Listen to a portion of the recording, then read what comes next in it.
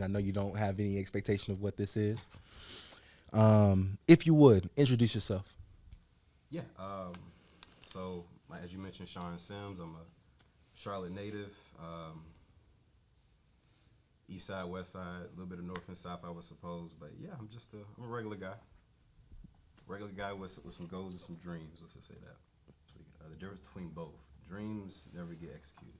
Goals are what you have notated. You plan it out. You execute. So some goals in mind is, of course, everybody wants financial freedom. I want freedom of time. Time is what, as you gain wisdom continuously, you recognize that wealth is time. Of course, money is a part of that, but time, just happiness, bro. Be able to help my people, friends, family, everybody. So What would you do with your freedom of time? yeah, Excuse me. no, no, no, you good. I'm just like, damn, okay. Yeah. Definitely travel and eat. Travel, eat. I have my best people beside me. Like if it's cool to, it's cool when you're doing it by yourself, but when you have a group of like your boys, your people, your family, it's even better. So, my free time, I want to travel, just new experiences, eat great food. Yeah, stay active. Mm. I was wanting to do what I was taught to do growing up. Go to college, get you a good job, get you good grades. If I'm lucky to play football, get paid for it, academics, get paid for it, cool, that's great. But that was all I knew. I didn't know about wanting to be an entrepreneur or getting a trade or a specific skill set. It was just go to college.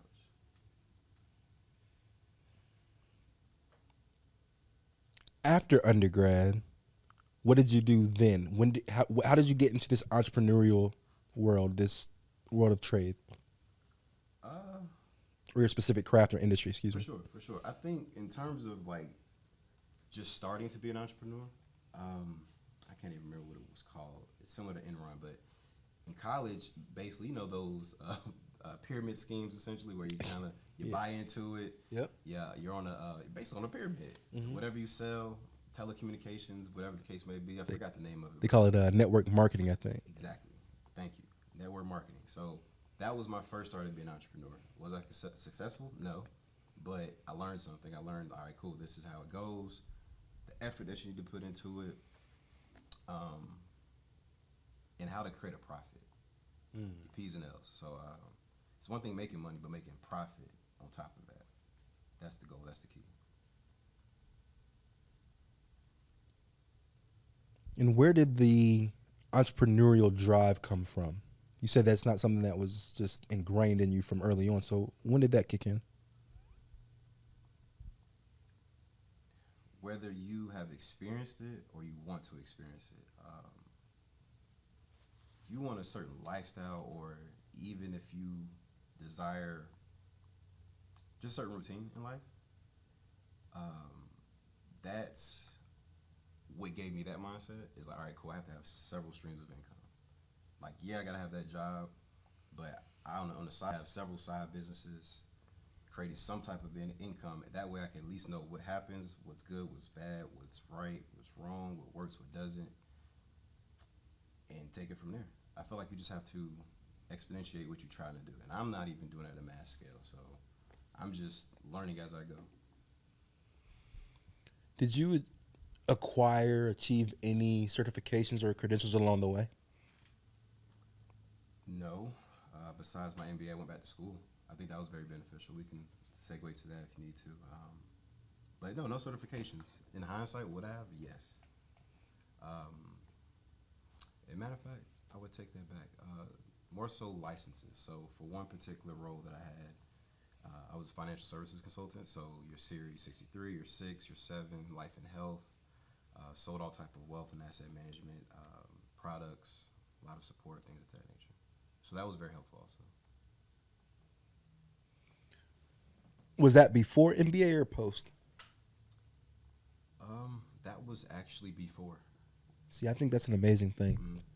During actually. During even, Yeah, like it was the mindset, of course, and this is where I say the goals. I wanted to acquire that MBA. I wanted to get in the door of certain places. So Set the plan, start to execute, at least start enrolling, whatever the case may be. Figure out the money situation later. And I want it to be like boots on the ground. That's where you experience the true value of an MBA, the network, who you meet, who you do projects with, who you do work with, and things of that nature.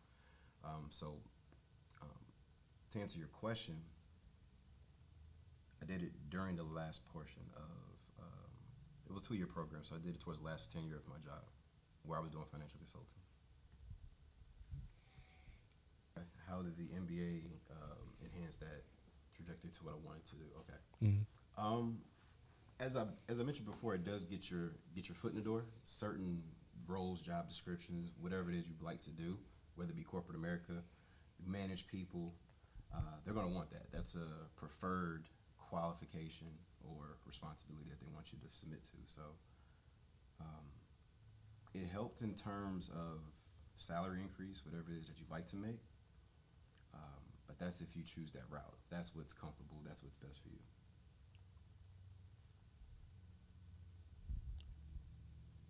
With an MBA being so vast, right? Like you could go into any route that you wanted to. How were you able to identify which route was best for you? Gotcha. Correct. The MBA is fairly general, but it means that you went through the rigor. You know how to team together with people, with individuals, combine your skill sets, combine your mindsets, whether it be in a strategic project or you're creating something, you're building a to answer your question, a development. So I had a concentration: real estate, finance, and development. So I essentially learned how to build pro formas for commercial real estate. I know the numbers, the language. Definitely I'm rusty on it, but at least I know more than the average person, I would say, in my opinion. And that's fair. Where are you from? Charlotte, North Carolina, Born and raised Charlotte. city. Did being from Charlotte have any impact on how you see things in the now from a development standpoint, considering how Charlotte has changed a lot over the years? So I guess what I'm asking you is, what is your vantage point being a Charlotte native to what Charlotte is and what it is becoming? Um, it's a vastly growing city. We see it day by day. There's cranes coming up everywhere. There's new buildings going up. Uh, yeah, it's growing exponentially. It's crazy. To experience it from birth till now, it's it's very interesting. It's very intriguing, scary, low key, but it's also um, it's opportunities. That's your advantage. Beyond that is okay. I'm from Charlotte. I may know what areas or what the culture may be. I know what certain areas, what that vibe or culture may be, how the land is. If we're talking about real estate, gentrification is a very challenging word, I would guess, to speak about. Some people, some individuals have different mindsets to it, but the way that I'm learning each day more so um, is how we look at things. Ownership is the overall goal. Ownership. So somebody who's from Charlotte, who knows Charlotte, who has any bit of means of income, a network of income, meaning like economic equity of your friends. If you're doing well, you got saving money for us. How you have a business mindset. How can we come together? And there's a lot of people, not even from Charlotte, that's doing that in the city, and that's what's also like, damn, it like you can't even be envious or jealous about it. You just gotta like, that's motivating. You got folks from all around the world. They know that this is basically a cash cow. If you have the capital, if you have the network, you have the leverage. So that's the wave I'm trying to get on, man. What does black equity look like in Charlotte? I think it's larger than you would think. To be quite honest, there's definitely um, several networks of black like-minded individuals who just they enjoy their freedom, they enjoy traveling, they enjoy eating, they enjoy money, of course. Like let's be honest, And so if it's easy for them, if it's something they're passionate about, it's even better. So there's several networks of black equity. I think it's just a matter of communication. If so long as I have relativity to money or equity, I can figure this out. Is that true, or is it still perspective and vantage point within those social dynamics and networking circles? Yeah, I'm trying to catch up. Let's see. I think that it's very possible, to be quite honest. Mm. If I heard you correctly, how possible is it to within that? Like, is it like the monetary amount? How? Yeah, is there are things like social equity, right? Yo, You have yeah, sweat equity. yeah, I mean, how much work you're willing to put in. Um, I'm trying to have a better understanding of how social equity yeah. feeds into monetary equity. Gotcha. Okay, I appreciate that. A lot, a lot. S- how I'm blessed to be here with you, sir. Mm. Social equity, because this is going to be the start of something amazing. Just I already know. Just watch it, man. You've been talented, bro. Got to give you your flowers while we're here, bro. So salute to you. I appreciate Uh, that. back to the question. Yeah, social equity is very important, man. Like, and that boils back down to communication. I think it's just a matter of are they doing something that's in alignment with what I'm doing as well? Is there any way that we can come together, have a conversation, whether it be able to drink coffee, working out, walking? How can we talk about anything outside of what's in social media? How can we talk about what's beneficial for us? So it's cool to kick the shit to what can I, it's cool to kick the shit to whatever the case may be with your people, whether it be your girls, your boys. But I think it's also important to have different conversations. How can we do this in a different country? How can we do this on a boat or whatever the case may be? So yeah.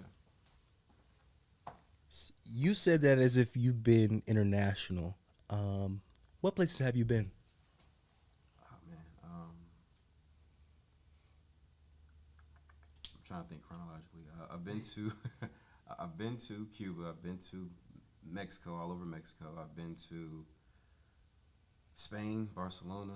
I've gone to Dominican Republic. I just recently gone to Panama, uh, London. I've been a few places. Not too many. Been to a few. Trying to go everywhere I haven't been yet. I love that. The reason I ask you that isn't to flex by any means. Everybody should do it. Everybody should travel. Seriously. Like, fuck heights. Fuck, like, excuse my French, but man, fuck getting on a plane being scared. You think it's gonna crash. Cars crash multiple times more. 10x, I think, each day. Get on a plane, travel, get your passport if you have the means to do so. Travel. I think the advantage of experiencing other cultures, experiencing uh, life under the poverty line, and recognizing how great we have it within the states, the opportunities that we have. Um, yeah, I encourage anybody to travel. Outside of the poverty line, give me some other perspectives of yours that have shifted since traveling. Um, that's a great question. Sustainability. So, um, Cuba, for example, I recognized how not even behind. They're still a second, third world. They're a third world country. Let's just say it. But it's such a beautiful city. It's amazing people. They took me around the entire city. They do everything themselves. And I think I noticed that in Panama as well. Everything is sourced locally. I had some of the best snapper in my life in Panama. Amazing. Go to the seafood market. I promise you, like it's the best fish I've ever had. Jewelry in some cases. I know in Cuba, leather, for example. Tobacco from both spots. Barcelona, everything where I was, in the area that I was located, I couldn't even. It was Cayette or something, but um, everybody is like every business is family owned. That's what I'm trying to get to. Every business is family owned. So on Sundays, everything's shut down, ghost town, and I love that. I love the fact that okay, cool. This is how they're making the money. This is how they're making a living. Those are skill sets in the states that would kill, depending upon where you're at, the mindset, building the business, whatever the case may be. So humility for one, to answer your question, just how good we do have it back home. To be grateful for the things that we do have, the things that we want. Figure out how to go get it in a sense. But there's work behind that as well. Um, what else from other countries that I appreciate? Um, the food, of course, just to circle back there. Um, the proximity, like the area, like being near the beach is love. Like just being able to walk out. Like yes, you may have your normal day, but I would love to stay in Panama. Like I would definitely go back. I would encourage anybody to go there. It's humid, but best food ever. I hope to Curry. go back when you're going back. I hope to go there with you one day for real. Hey man, let's do it, bro. I love to experience things from when I go travel places. I like to tap in with the people themselves. You know, I don't want the touristy experience, and it's even better for me when it's coming from someone who is visiting there but has been a few places because it's still fresh for everybody. So it seems at times, as opposed to someone just kind of giving you the history lesson. You know what I mean? Which I love and appreciate as a history buff myself. So you talked about growing up in Charlotte. Yes. Did you grow up in? I'm just going to name a few places: Myers Park, South Park, Ballantyne, Dilworth, or any of those areas. No. Okay, okay. So, and the reason I mention those places is because you talked about above the poverty line. So when people hear that, they also um, put synonymous thoughts, like-minded thought with privileged, Yep. right? I don't think that you're talking and speaking from a place of privilege in as much as you're speaking from a place of what's real. Right.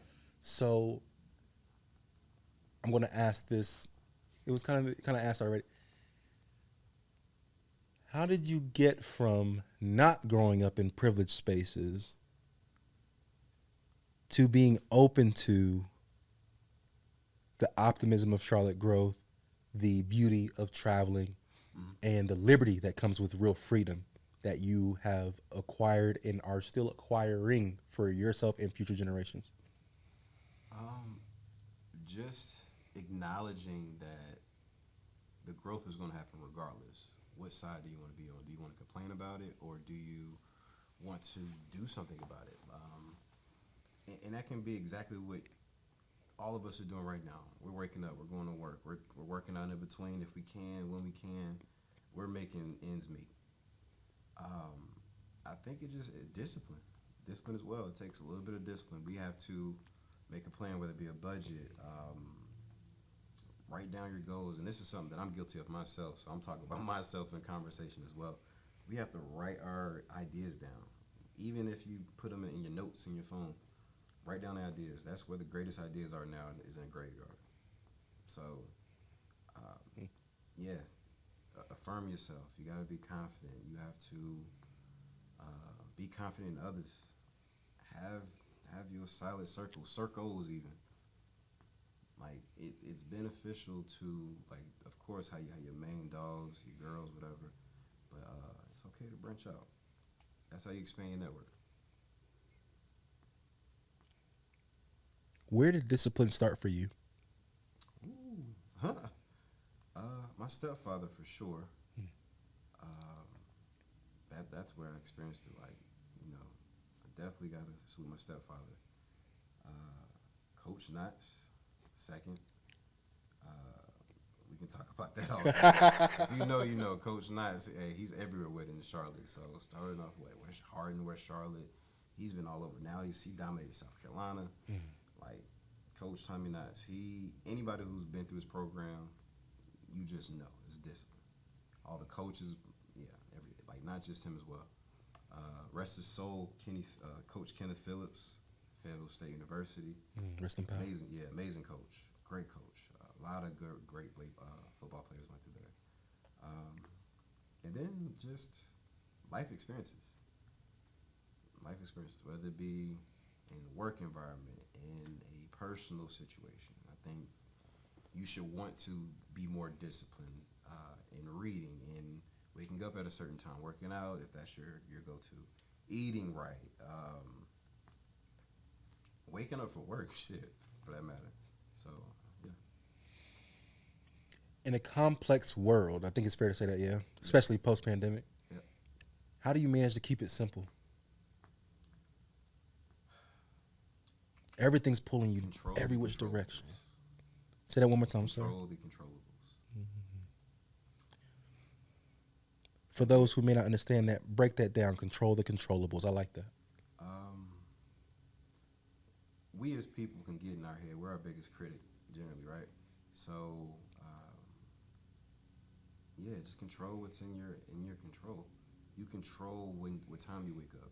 You control what you put in your body. You control how your body moves. You control um, how productive you are throughout the day. So control yourself. Control your emotions. Control your lack of emotions. Your thought process. Like just somewhat give yourself your own schedule. This is a very random question. Do you go to therapy by any chance? Yeah, I'm a major advocate for it. We all need therapy. Not to be personal nor in your business, please share some tidbits on how therapy and counseling has impacted your life, obviously for the better. Yeah. Um, Piggybacking off my previous answer, we all are in our heads, right? So we may be going through stress, financial hardships, whatever the case may be. Um, a family member, a friend may be sick or moving away or anything to that matter. Um, some of us are able to speak to others. Some of us actually have those friends or family members who we are comfortable being that vulnerable with to express that to. Some of us aren't. So for anybody who isn't, they have these, I wouldn't even say demons, but they just struggle with uh, writing their thoughts down or expressing themselves because of that feeling of, oh, well, how would they think about me? If they're, and I'm talking about friends or family members, right? We think about that. It's like, damn, I don't think they will understand. They're coming from a biased perspective. They about to tell me some bullshit or something I don't really need to hear. They're going to tell me what I want to hear, but not what I need to hear. There's no accountability. So that's one benefit of therapy is you're speaking to a complete stranger. They're licensed to do this. They have spent years of their life to understand those situations. A major word that you used there was accountability. People ask for accountability partners in the gym. Yep. When it comes to their nutrition, it's the reason why they get like a coach or trainer, right? For sure. We've talked about equity. We've talked about access. We've talked about, honestly, knowledge in itself, right? Knowing what you know and what you may not know. What would you suggest for someone who doesn't have the means to hire an accountability partner? Of course, we talked about social equity, but they may not be confident. They may not have the attributes that mesh within a circle that's already solid or founded, you know what I'm saying? Or connecting with someone who's not everyone is willing to reach back and look out. What do you say to the person who doesn't have the same ability or access to acquire that accountability person? I think that could be more easier than not. So I think it's first being vulnerable with ourselves to be vulnerable with others, right? So vetting out a particular, my bad, vetting out a particular friend or um, maybe possibly a family member, one who's mature, one who listens, one who you have that specific loyalty to and from. Or these are where those social networks come from, where you may know of a certain individual on a specific level, whether it be business professional, whatever the case may be. If you tie that vulnerability in to where you're getting more so on a personal level to increase what I would say, if it's from a work standpoint, um, well, not even from a work standpoint, but just to increase like that social equity. Can I truly trust you as a business partner if I don't really know you? I know you surface level. That could be something you could share with somebody as well. Y'all might have the same issue, struggle. It may not even be something serious or terrible. It could just be a habit that you guys have that maybe you, like I'm a workout junkie, but I could go to this level if I had an accountability partner, right? Like you mentioned that earlier. Okay, cool. If I know you have that mindset of an athlete or just somebody who wants to be active, how can we also do this on a business front? Like, how can we maybe loop what we're doing actively, make money from it? Or if we're in the same industry or workplace, how can we do it on the side? And these are just thoughts. Having the conversation is where it starts. You never know where and what can spark from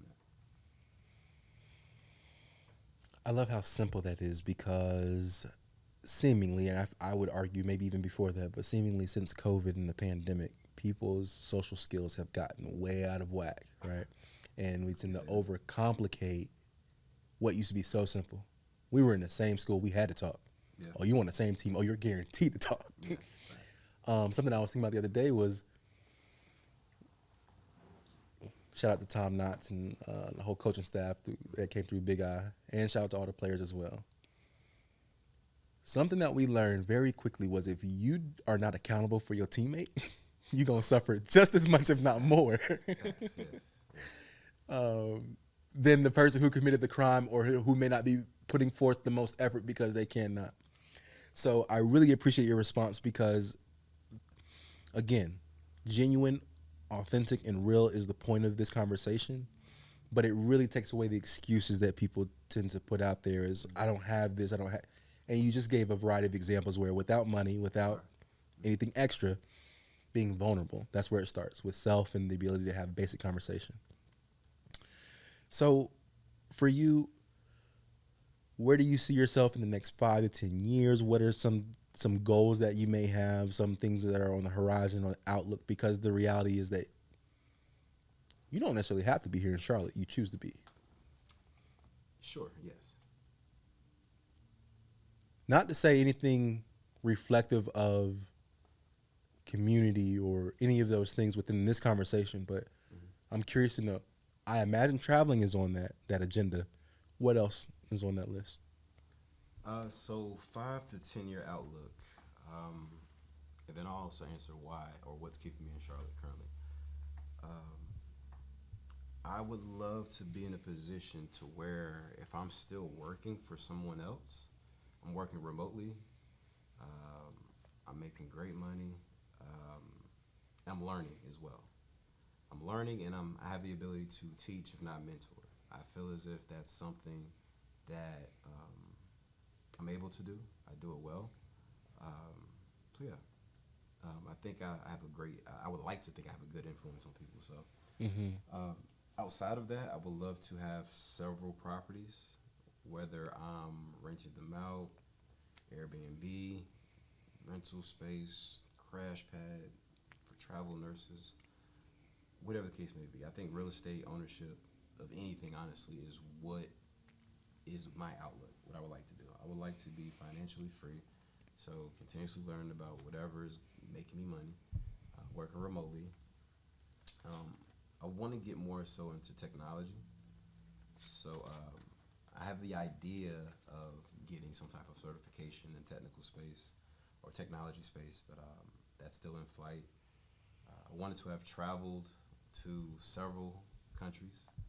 I want to definitely go to Africa. I want to go to Asia.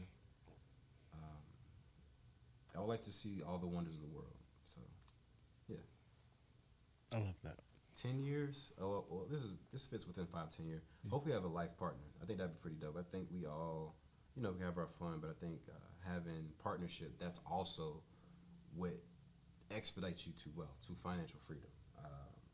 Whatever burden you may have growing up because of lack of resources.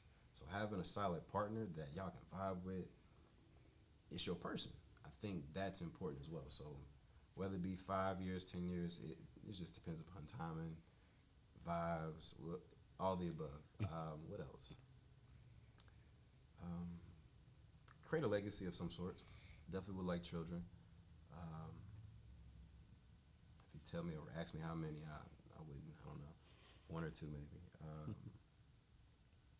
I would want to have like a nonprofit.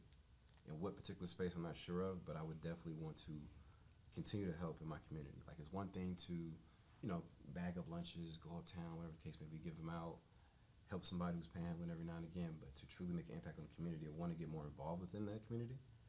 Me being from Charlotte and anybody else who's from Charlotte, no excuses, but we need to be more involved within these communities, whether it's the Charlotte Alliance, the Urban League, all the above. There's a lot of black equity and social networks, whether it be just within the city, the community, real estate. There's a lot that's going on. So um, that's what I would like to continue to do, scale, exponentiate in my 5 to 10 year range.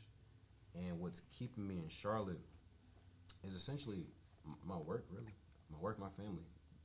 If and when I find the right bag, I will make sure it makes sense, and I can always come back.